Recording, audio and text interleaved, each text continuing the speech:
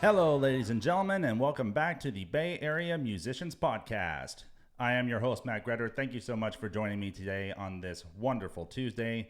Forgive me if I may be a little slurred in my speech a little bit, only because of the fact of my unpredictable job as a truck driver. I managed to make this all happen within barely 45 minutes of actually getting home from work. So please forgive me if I'm a little tired. And also started at 4 in the morning, just so everybody knows, okay? Anyway, though, it's super fun to be back here today, and we got a lot of stuff to cover here today. And it's another special episode because not only do we have another guest on the show, but actually we have our first repeat guest on this show, believe it or not. And so I consider that a milestone in itself. First repeat. We got, like I said, we got a lot of stuff to cover here today.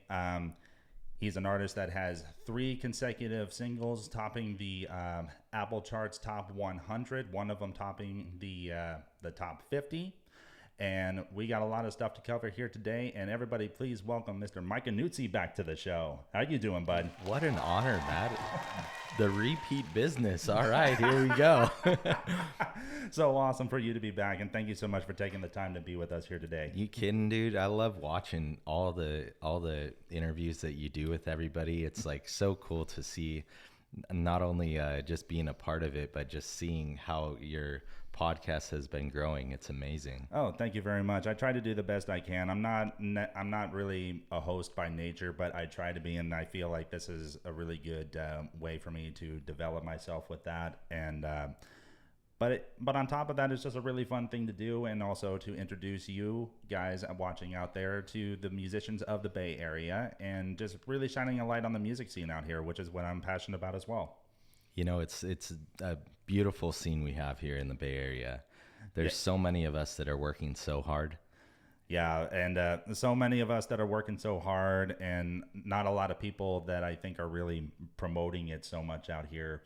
But I'm not trying to say that it's necessarily terribly competitive like LA or Nashville or anything like that. But however, though, there's a very rich scene out here that not a lot of people know about or really get to see unless you're actually in it. Yeah, you got to be in it.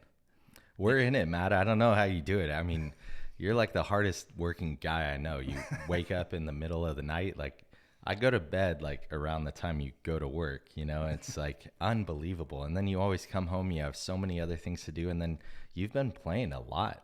It's incredible. Yeah, I think I balance out approximately, including you, I want to say about maybe 4, maybe 5 others on a pretty regular basis. But the thing is, too, when you play on stage, you bring it. It's like you don't hold back. It's like pedal to the metal, you know. And it is. Thank you so much for all of those compliments. But it's even more so an honor for me, the fact that I get to do it with you. Thanks, Matt. Yeah, dude. The other day when we were playing that festival outside, like after that show, I was tired, and like at the end, like I just looked at you and I was like, thank you, Matt. Like, how did you do that? You know, because I was tired. I can't imagine what it's like because, you know, you're a drummer. You got to set up the whole kit. You know, when you play, you're playing your heart out. It's unreal. Like, it's a marathon. Yeah, and it's not, you know, Neil Peart, God rest his soul, because he's the real marathon, the real marathon runner of drummers.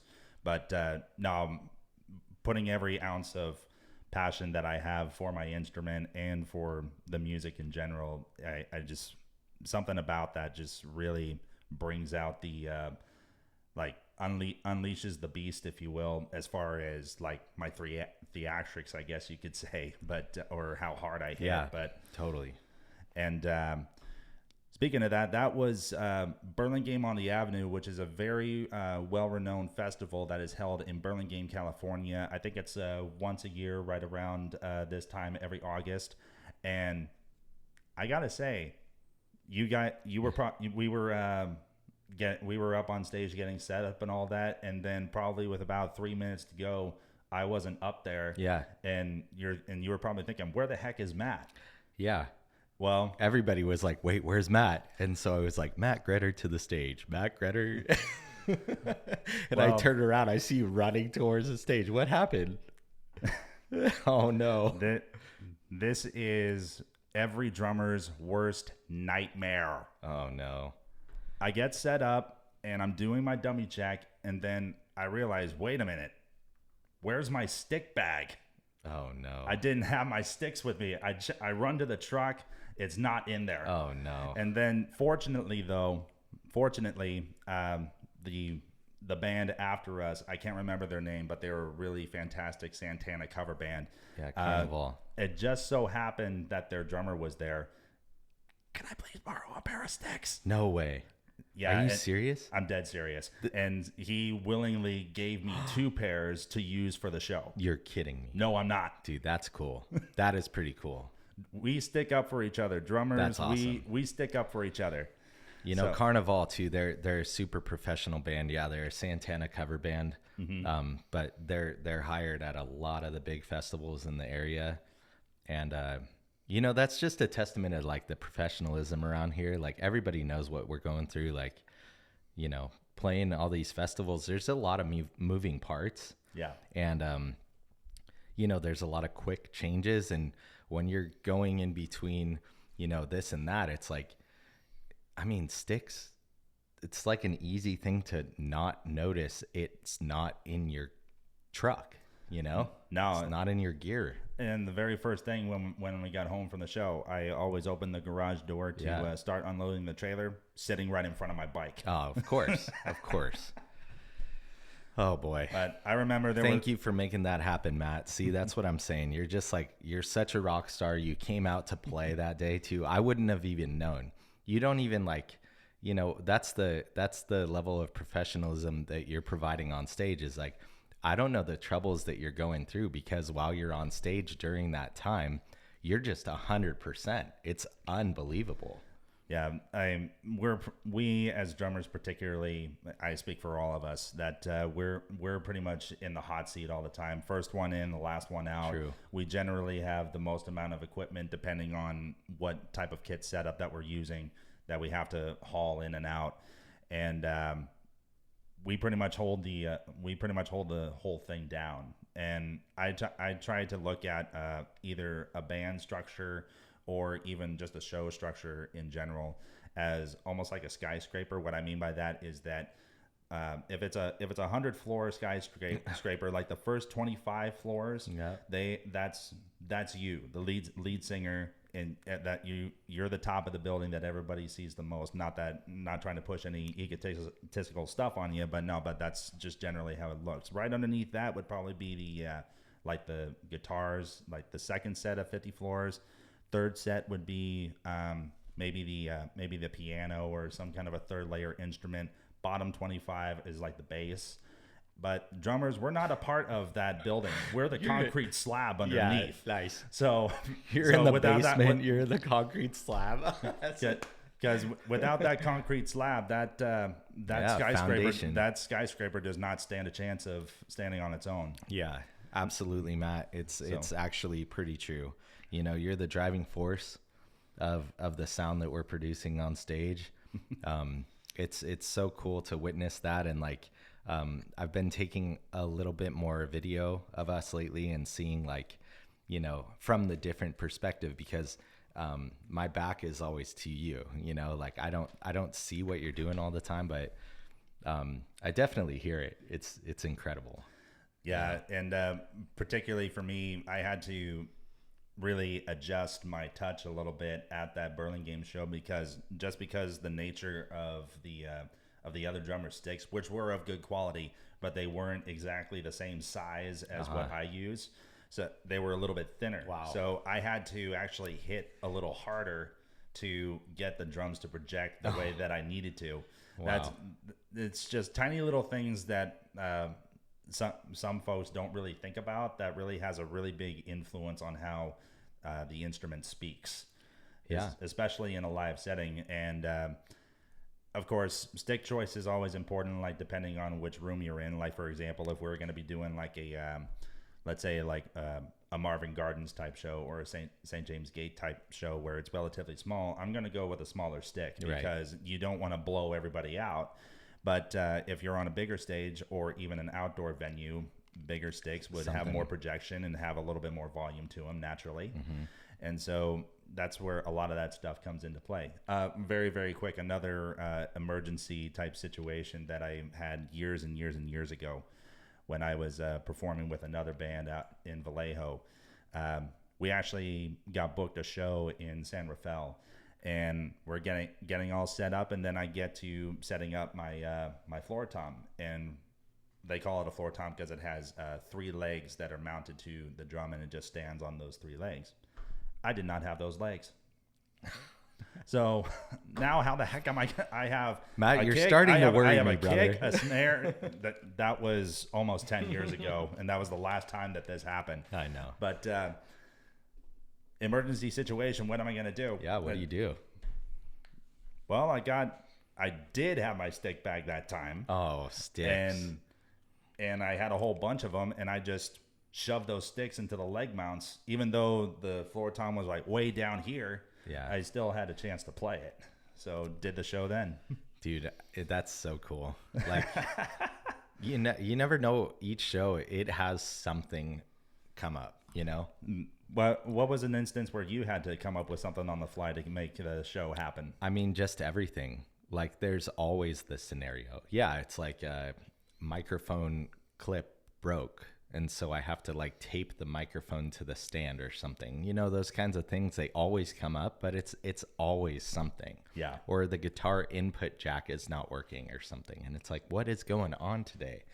But, you know, I think it's like the more you do like shows, you know, I feel like we've played a lot together, and but like in my career, I've played thousands of shows by now, and it's like at that point you kind of just like whatever happens, it's okay. You're gonna figure it out, whatever.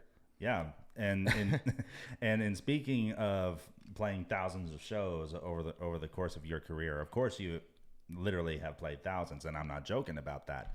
But it was actually very recently, 2 weeks ago, you actually made Redwood City, California history. Unbelievable, dude. We did it. What you know?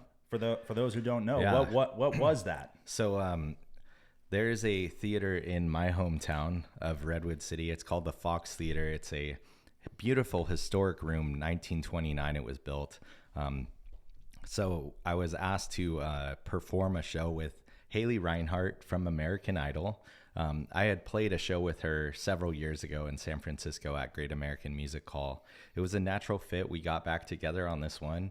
A couple days before the show, Haley Reinhart canceled her performance. So they actually, because we had such a good amount of media attention on this one, we had support from radio and TV and newspapers, and got a big word out about this show. They asked me to step up to headline, and so in like, what was it, 2 or 3 days or something, less than 2 days or something, we changed from an opening slot, an opening set, to a full show, which actually is pretty difficult, especially, you know, this is the other thing I was going to say earlier, you know, at the Burlingame Festival, at this show and stuff, I'm not a cover band. I'm not a cover artist. I play a lot of original music, and, you know, for a couple days in advance to do a, you know, here's 5 or 6 songs. These are songs that we all do,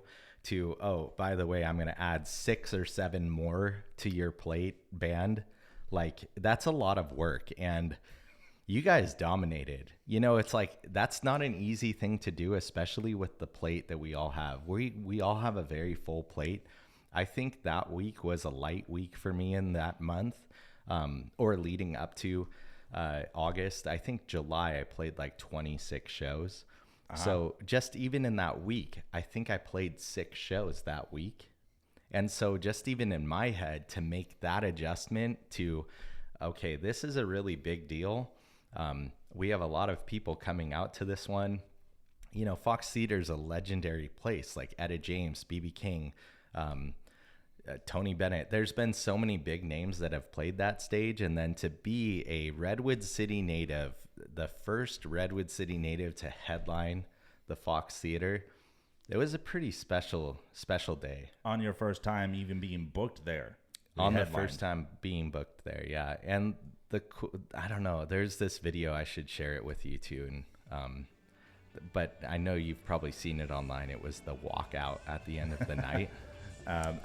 After we were performing your brand new single, which is not released yet, but we'll save that for a future episode.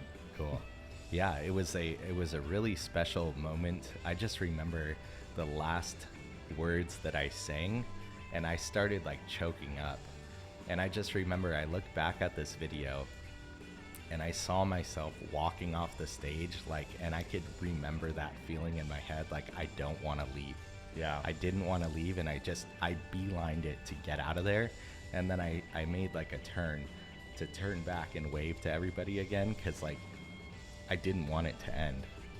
I don't think any of us on stage wanted it to end, or even with the response from the audience, I don't think they wanted it to end either. Yeah, it was pretty special, you know. And then just after, it's been weeks actually, and I'm still getting a lot of really good feedback from that.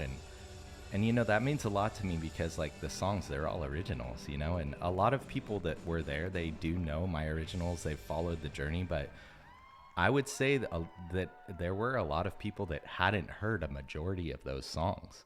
Yeah. So it was like, I think people really didn't know what to expect out of it, but I'm very proud that it came out the way it did, because, you know, I feel like there's some pretty big shoes to fill in coming out and putting on a show that, you know, let's say the audience was expecting us to just open, and then there was a, you know, national headliner that was supposed to come on.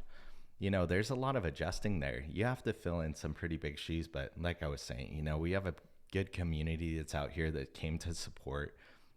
We had a lot of family and friends that were there, and just people that are into what we're doing, and it felt really good. Oh, absolutely. And the fact that because if I understand correctly, one of the changes that was made from the Fox's perspective was that, well, this is such short notice where we may not be able to continue the selling of tickets anymore, but they were willing to turn it into a community event.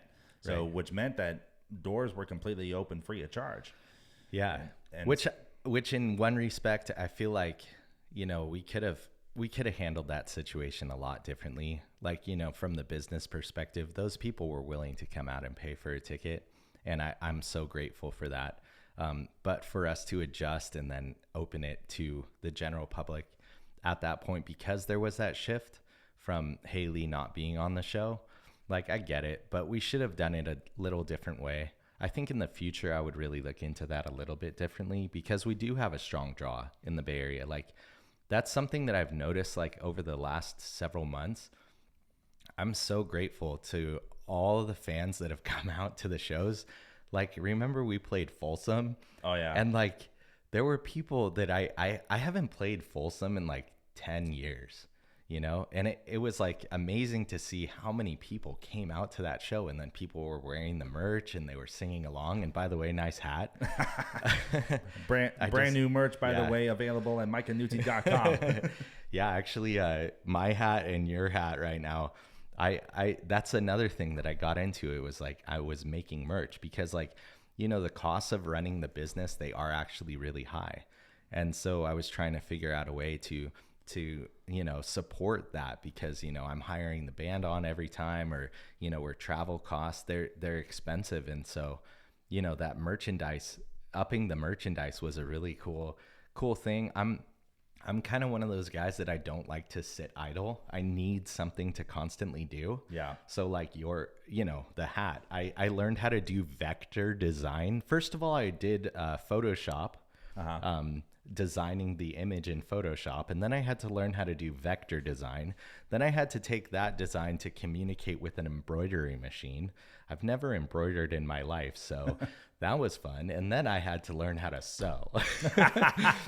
So as a musician, you know, it's like one thing, really, honestly. It's like something that, you know, you kind of have to develop with the need of the task. And that's something that I think that we as a band are doing really well on each show that we're doing, because, like, the outdoor festivals, some of them require these cover songs, and sometimes I call it out on the fly, and it's like, the band doesn't really know what we're playing, and we just vibe into it. And you have to be able to adjust in those scenarios and be good enough to just lock into that groove or whatever it is, and be confident in enough in each other to go with what's happening. The train left the station. We're making it through no matter what, As long as we don't go off the rails on a crazy train. Yeah, I pray a lot. But it's like I'm in such good hands, and I feel like the audience is responding really well these days. Yeah, like, what do you think about the Fox Theater? How did you feel? Because, like, this is, it's basically all of our hometown. It's like really our home turf, our home stage kind of thing in the theater world around here. How'd you feel? I felt as if I were on cloud nine because, yes, like you said, it is a home base, if you will, a Bay Area staple venue, and to be able to play that in this particular setting for the first time. Well, the small little backstory is that I also perform at a local church in Foster City called CPC, and there was a time several years ago when they had a what they call the South Campus, and it was held at the Fox, and you play for however much of the congregation is able to show up. And so I was generally familiar with the theater itself and what the stage generally was like. But to actually be in this particular setting, that was a first, and I was absolutely on actually not even cloud 9, plugged to Dusty Hill, cloud 29. Yeah, totally. Yeah, if I could do it all over again right now, I would. I feel like I don't know. I felt like I was gonna cry like several times that night. I really had to get it, like, hold it together. I feel like a couple of the other guys too, we were like pretty emotional that day. Yeah. It is a really special theater, it's a historic landmark, and, like you said, you've played there before. And actually, that being said, I do want to give a shout out to Brandon Passion. Yes.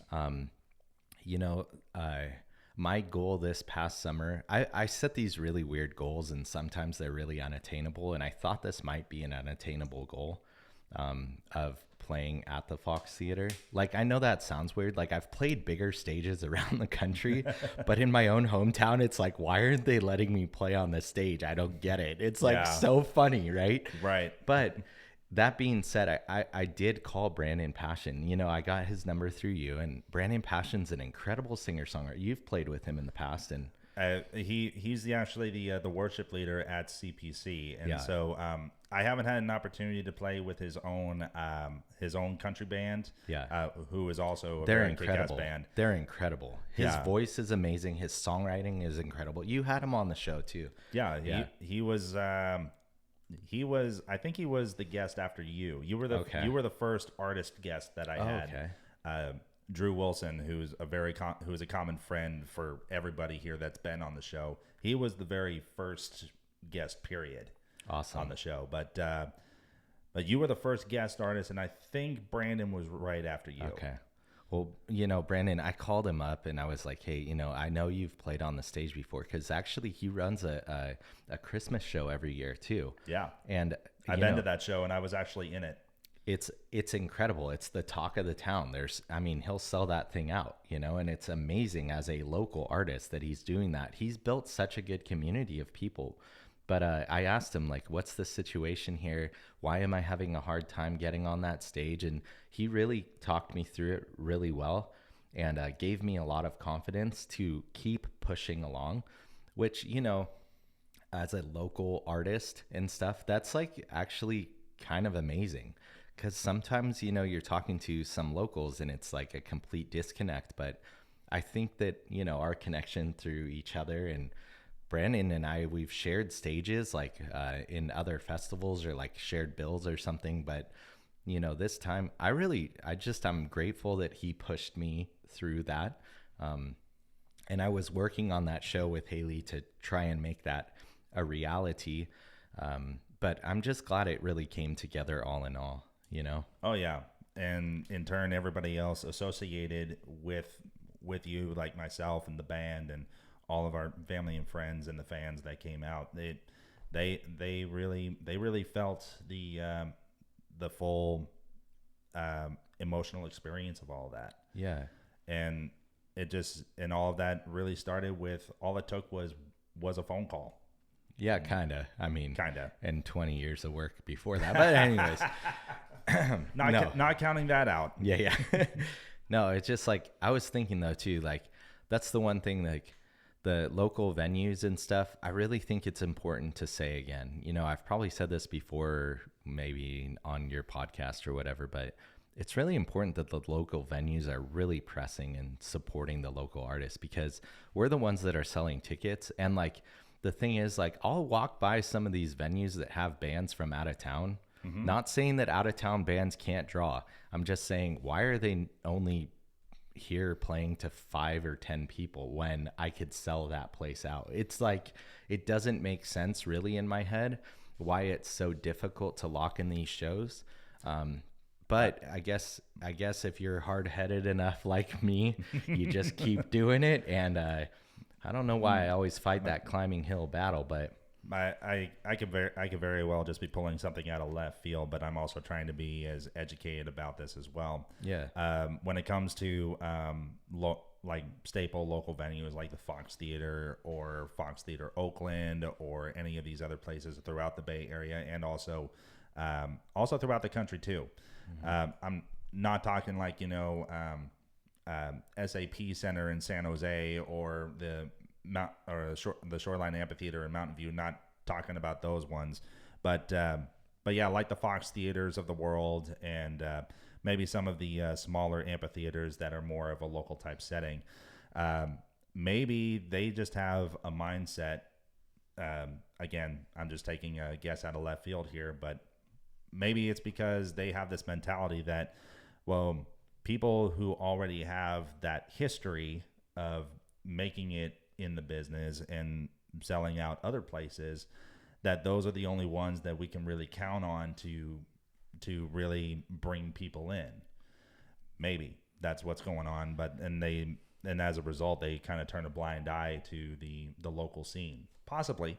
Yeah, I mean, I don't know if I said this last time too, but I started my career in music as a talent buyer, where I was booking music for a music venue. And I saw, I booked the band One Republic. Oh yeah. It was a free show. I marketed it to about 25,000 people. And it was a free concert. I gave away pizza that night from the local pizza shop. Came in and brought, like, I don't know, 100 pizzas or something. Wow. And I ended up having 25 people at that show. Wow. 25 came out to see a free One Republic show when they were a #1 artist. And a couple months later, I saw them at a sold out show at Shoreline. So it's kind of like, that's really what I think of all the time as the metric. Why did that band only have 25, first of all? But, you know, and why wasn't the audience onto it? Because I felt like there were going to be a couple thousand people there. I'm not going to lie. Yeah. I thought I was going to have about 3,000. That was like my target estimate. And then there was not. But at the same time, like, what people missed out on, you know, yeah. Like, really, like, that was one of the best moments of my life, watching them perform up close and personal. Like, you know, their song was #1 on the radio. It was #1 on Billboard. It was like, come on, really?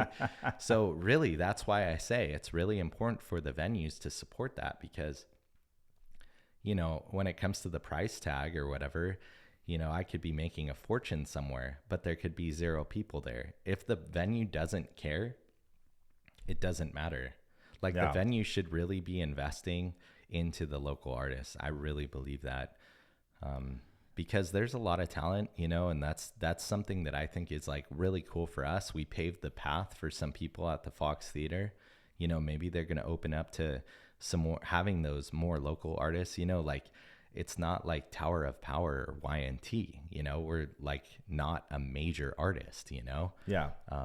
And so it's kind of, without having that audience or the opportunity, like there should just be everybody on board. And maybe it's a local thing. I don't know, like you know, there's a lot of cities that come out and the mayors are coming out to those cities, but maybe Redwood City is just not that. And that's okay. I'm still really trying to make build steam in the area. And obviously it's coming through. And we just continue to build and just, I mean, the goal is just to make people happy and make people proud of what music I'm putting out. And that's a really cool thing. Oh, absolutely. Yeah. And a lot of people are really responding to your music, and 3 consecutive singles all on the top 100. That says something. Yeah, absolutely it does.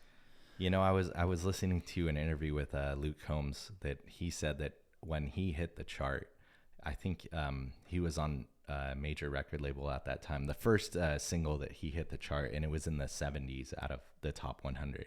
And I think that first single was Hurricane. Hurricane. It did go to number 1. All right. Mine stayed lower and lower and we tanked. And, you know, that is the support of a major record label and the marketing that's backing that and stuff. But I'm 100% independent. So to even rank on the top 100, that's even more remarkable. It was pretty special. And then you see, like, actually there's a top 200 that's available. And on the top 200, I was the only one that was an independent artist. Everyone else was signed to a major record label. So I guess in that scheme of things, and, you know, playing at the unattainable venues or something, or like, I just look at it, everything is attainable. If you want it, you set the goal and you just do it. There's no question. It's like you execute. That's what we're here to do. Yeah. You gotta show, you gotta come on stage and you knock it out of the park. And then you go home and whatever your next show or job is, you know, whether it's making hats or, you know, it's just like, that's the thing too, is like, I don't really put any doubt in my mind anymore. Like I used to a lot, you know, when I was growing, and I wonder if people like my songs, and it's not really about that anymore for me. It's about, I'm trying my best and I'm trying to share what I am. Yeah. And I hope that people, you know, are into that, but at the same time, I'm not going timid anymore. Yeah, that something similar to that. I remember this was back in 2013, I think, when Jason Aldean was on the Night Train tour, and there was a concert DVD that he shot called Night Train to Georgia, and in between some of the songs, there's like little snippets of like a interview and stuff. And there was one thing that he said, that one thing that he had learned this year was just don't be afraid to try new things or set higher goals. Like particularly that DVD, it was shot at Sanford Stadium, which is the University of Georgia's college football stadium, and that was the first time that anybody had ever performed there. Awesome. And you know, people he said, you know, maybe people are a little too scared to try something new because they're afraid of either falling flat on their face or whatever. But hey, you know, playing Sanford Stadium that maxes out at like 60 or 70,000 people, for this show it could only have been half full and we would have fallen on our face. But you never know but you know, the answer is always going to be no, or it will not happen if you don't do it. Totally. You just got to try. Just have to try. It's all about pushing forward, and if you see it in your head, you got to work to make it a reality, you know? Yeah, so I don't know, there's a lot of growth that can happen everywhere, and when you map it out in your head, it makes sense. Absolutely. Now, now as far as like what the future holds, either short term, like the remainder of 2025, or looking into 2026, what are the plans moving forward for you? Yeah, so right now we're finishing up a summer run of like the local festivals and stuff, which has been a lot of fun, you know, and we got several coming up, which I'm really looking forward to. In the show respect, in the growth respect, I am trying to expand. You know, I'm reaching out to a couple of places that are beyond my comfort zone of shows. like, you know, I have my regular spots that I perform and that I've performed over my career, but I'm trying to reach beyond that at this point, which is actually kind of exciting to me. Yeah. Because like just in general, like let's say for example, our show we played up in Napa. Remember that? Like I knew people in the audience that came out to that one, but there were a lot of new faces for me. Yeah. And you know, I'm very comfortable playing at that stage, and I've played in that room 100 times before, but like the cool thing is going in front of people that don't really have any reason to like my music. And then they're like, that was amazing. Where can I see you again? Yeah. That's like really what I'm going for these days, and trying to get in front of different people. And, you know, live is really where my business has grown the most. Yeah. It's the grassroots path of growing not only just your fan base, but your brand and your music, and in turn your career. It just get out and play live. And AC/DC, particularly in the early 70s, they hardly had any support. They just got out and played and played and played and played for at least 6 or 7 years before they really hit it with, or at least even started to get recognized with their Let There Be Rock album. Then, of course, Highway to Hell came out and bonkers happened. Yeah. Before Back in Black, that's a completely different story. But Yeah. but how they grew that fan base up until, at the very least, the Highway to Hell point before Bon Scott passed away, that was the most grassroots of growth you could have ever achieved, and look where it got them. Yeah, and I'm trying to really achieve that organic growth. Yeah. I'm not trying to go out and buy fans on the internet or buy streams on the internet. That's never what I've done. That's all just like a smoke screen to me. It's all smoke screen. And some people, you know, they do succeed doing that, but like, I don't know. I have a career here, so I don't want that to be a facade. I don't want it to be fake. I want it to be like, this is actual reality. And even taking that into like the legitimate like corporate world, like leaving music for a second. When you start a business, or even just tying into just basic human relationships, one of the most primary things that people take away or really relate to is honesty. And when you buy likes or streams or anything like that, it looks good on like Spotify analytics or something like that, but what is that really worth? And then when people actually are, when they finally do see through that smoke screen and see what it really is, you know? Yeah, like I said, I came from the talent buying background, and having One Republic play for 25 people for free. Look, I get it. I know bands go through highs and lows. Yeah. And it doesn't really matter as long as you keep pushing it forward. Yeah, arguably my lowest point was I was doing a show also in San Rafael, and the band had 4 people in it, including myself. The crowd was only 2. Yeah, I mean that as far as crowd attendance, and the crushing feeling of there not really being a crowd there, that was my lowest point. Yeah, but you have to experience that if you want to experience the highs. Yeah.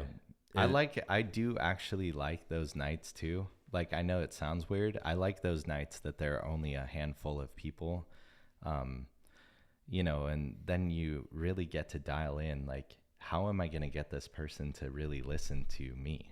Right.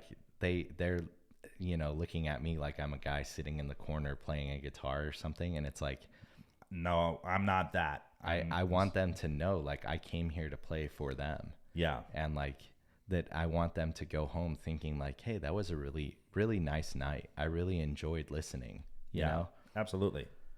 But yeah. And then, other things moving forward, I don't think I told you yet, but I'm going to go out to Nashville for a week at the end of October. Oh, really? Yeah. I'm really excited for that one. You know, I haven't been out to Nashville in 10 years.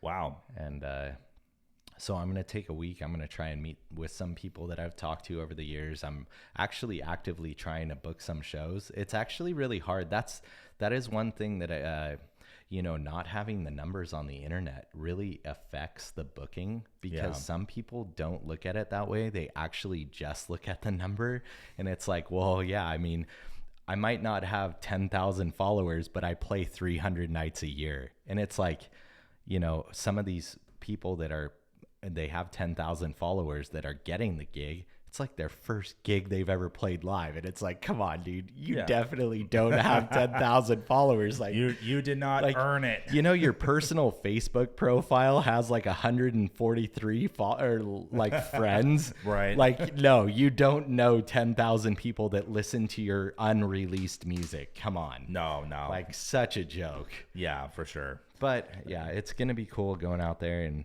you just went out there. That was last year. My wife and I, we celebrated our one of our wedding anniversaries out there. I think it was number 2. If I'm wrong, I know she's going to kill me. But I think, yes, it was our second because this year it was 3 years. Or was it earlier this year we went? I can't freaking remember. Don't worry. That's fried. She'll remember. That's fried trucker brain right there. That's what that is. But either way, it was definitely within the last year that we went out there, and actually got to reconnect with one of my Drummers Weekend classmates, another really good friend, Andres Roya, who plays with Marie Wise Hawkins, who's originally from Santa Monica, and she's a up and coming star in Nashville. I forget what the program actually was, but it was actually he wasn't a part of part of the band, but she was a part of this show at the Ryman. And awesome. So she was on stage there playing, I can't remember her single, but she was debuting it there, if I remember correctly. But Andres, he's actively performing with her all over Lower Broadway or anywhere else that she gets booked for, and he's highly active. He just happened to be sitting in with one of the house bands there. It was our final night there, and we just wanted to check out John Rich's bar, Redneck Riviera. Awesome. And so we walk in. Okay, there's a band playing, just like every other place there. Nothing too much out of the ordinary. But then I always look at who the drummer may happen to be, because obviously I'm a drummer. Yeah. My eyes go right to this guy right here, and I see it's Andres, and whoa, that I didn't expect. I haven't seen him that was 2016. Oh, wow. So 9 years I hadn't seen him. And then he happens to look over, and then we make eye contact, and his jaw just dropped. Awesome. It was like he couldn't believe that I was there. And so after the song was finished, he nearly did this to the drum kit just to greet me at the door. And it's like, oh wow, that was a really cool reunion. And then he told the band, my good friend Matt's here, and he's arguably maybe a better drummer than I am. And so then he said, hey, he needs to sit in on a few songs, and I got to play 2 songs. Jason Aldean's She's Country, and then Georgia Satellite's Keep Your Hands to Yourself. That's awesome, dude. So what does that feel like playing in Nashville when you have all those people, like all those pros around, Oh, it's the best. For sure. The absolute best. But yeah, that was my last trip there, and I hope to get back out there hopefully pretty soon.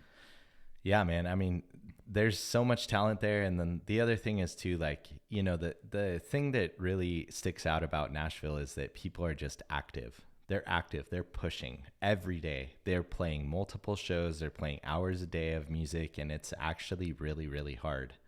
So especially to stand out when there is a lot of people that are really good at what they do. Like, that's the one thing. You walk into any place in Nashville and it's top quality musicians that are playing. Like, why is this person not famous? As an artist myself, like, and I look at that and I say, like, I'm never going to get there. Well, that's like the worst thing to say to yourself, Right.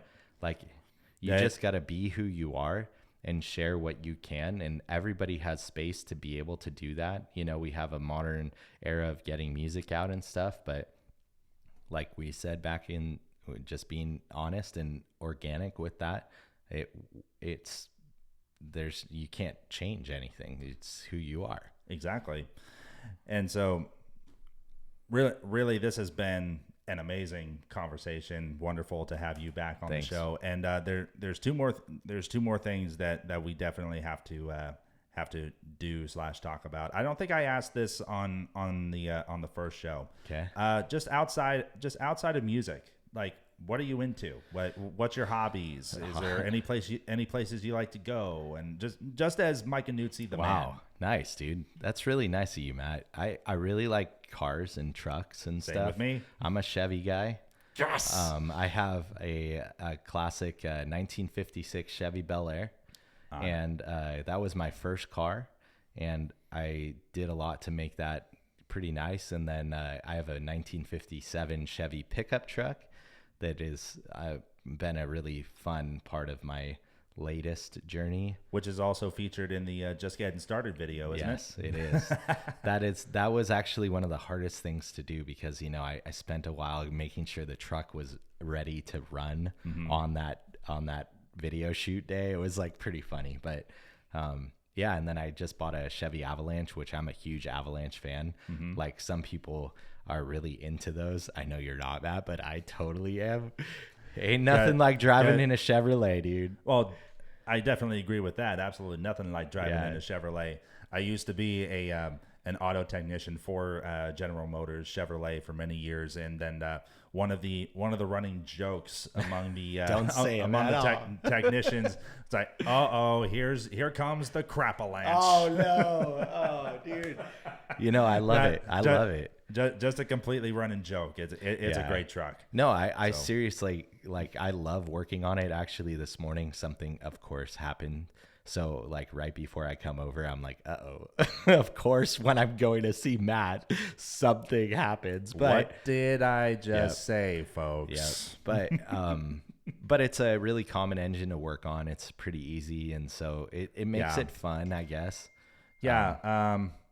I've always found Chevrolets to be a little bit more technician friendly than a lot of the other manufacturers. Like the alternators on top, right in front of you, easy change within 10 minutes. Whereas other manufacturers, I won't say who, like, it's down on the bottom, and a lot of stuff is in the way and all that. But I've always found it more user friendly to work on, and you save a bunch of money on labor. Yeah.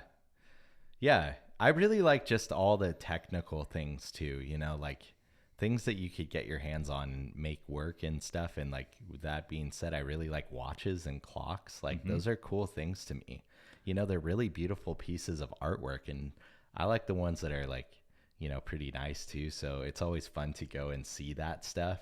Like, what brands do you think are like your favorites? Well, I mean, it's so funny because, like, I'm a California country guy, right? And so in the country world, everybody wears a Rolex, dude. Everybody wears Rolex, right? So arguably the most common.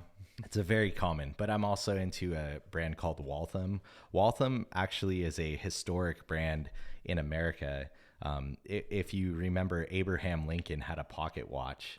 It was a Waltham pocket watch. Waltham is a city that it's like the industrial revolution of the United States. It is all around the watch manufacturing company Waltham. And they're still in business. I've actually talked to them a lot over the last couple years because I wear their stuff a lot. It was the watch manufacturer for the United States government from the Civil War all the way up to Vietnam. Wow. So, like, there's hundreds of years of history in this company alone. But if you think industrial revolution, what is that all about? It's creating a place that is building stuff. The entire city was built around everybody now has a job, and there's like a million different jobs that you can do for the watch company. And that's how the city grew. And it's like, that is definitive industrial revolution of America. Awesome. Yeah, I think that's pretty cool. Yeah.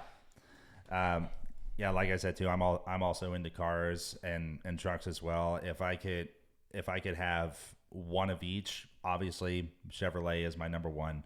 As far as the truck is concerned, I would definitely go with a 1971 or 1972 C10 short bed. That'll work for me too, Matt.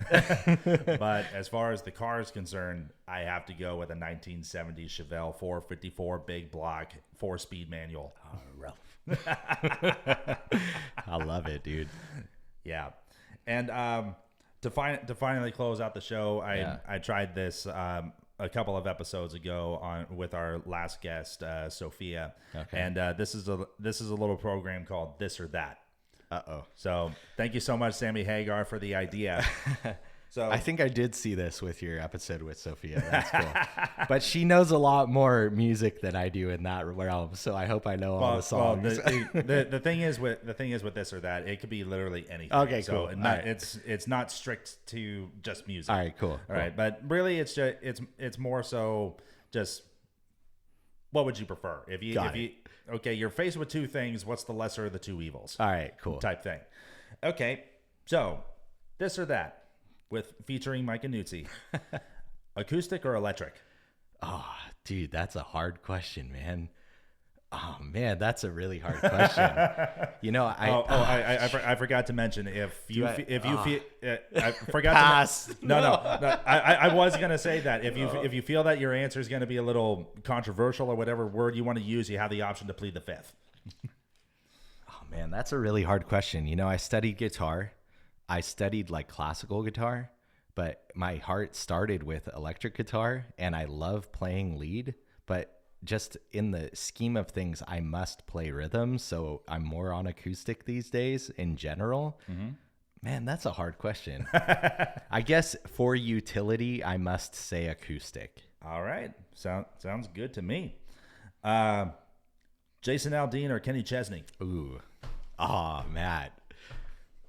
I mean, Jason Aldean, dude. I'm sorry, Kenny. Like, I love Kenny Chesney. I've seen him live. I've seen Jason Aldean live. I really resonate with what Jason Aldean is doing. And if I said Kenny Chesney with the shirt you're wearing today, I don't know if I'd get out of here safe. Jason Aldean. This was not planned out, by the way, just so everybody knows that. So no pressure on that one. Rock or country? Oh, man. I would say country. Okay. Yeah. I could pretty much go either way. Pretty much depends on the mood or the day or whatever. But country is kind of the new rock and roll. Totally. So I think I gotta mostly go with country too. Totally blended. Okay, we kind of already touched on this quite a bit already, so I'm pretty much expecting the answer to this already. Chevy or Ford? Duh. Chevrolet, baby. That's the only answer to that one. There's only one answer. The only thing you can do. Like a rock. This wall over here is littered with Chevrolet, so yep, that's my Chevy corner. Man. Festival or theater? Ooh. Matt, these are tough questions, bro. I like theaters. I like theaters a lot. Mm-hmm. I would say theater 100%. All right, cool.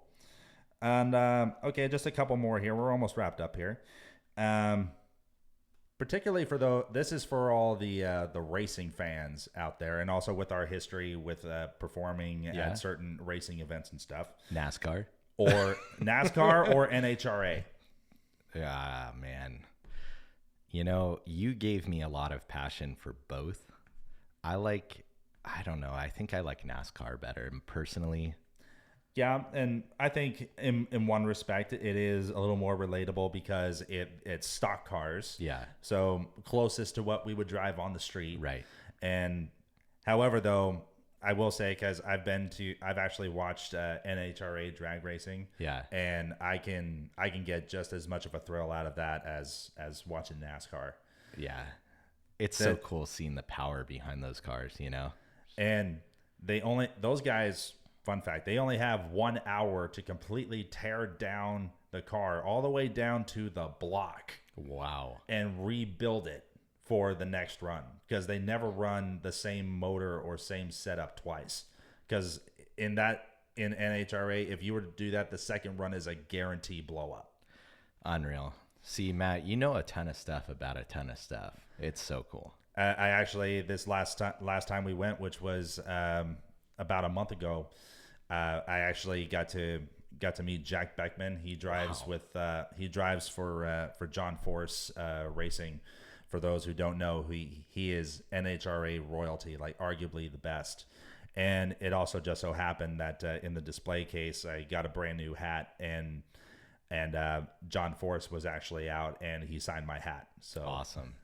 So I could go either way, but NASCAR more so in terms of relatability, but NHRA slightly more of a thrill. Yeah, dude. So, I remember when we were at the hotel in Folsom. Yeah. Like I woke up and I was like, "Hey guys, do you want to meet downstairs?" And Matt, you were already downstairs watching NHRA. Like they just happened to have it on. I was like, "Oh, I got to watch this." Yeah, that was pretty cool. All right, last but not least. New boots on, or let me show you tonight. Matt, why? You can't.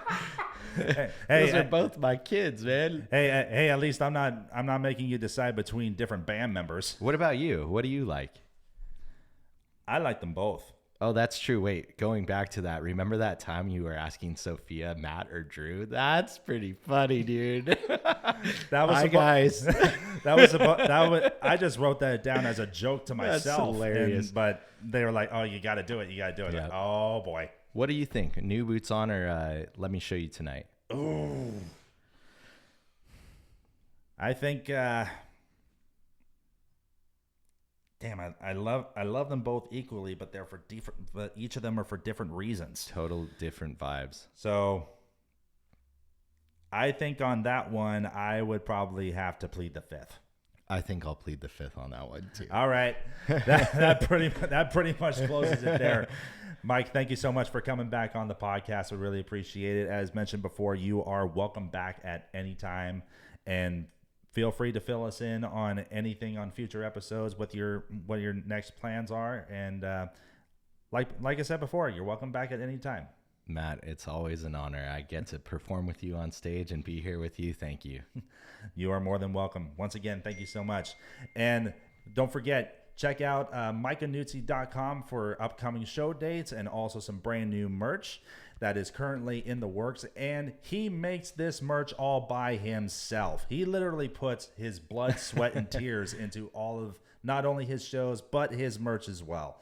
So in a sense, you're getting autographed stuff from Mike himself. His own hands have touched it. So a lot of diehard fans will go crazy over your DNA on these, right? I hope. All right. Thank you so much, everybody, for joining us. And we will see you next time on the Bay Area Musicians Podcast. See you guys later.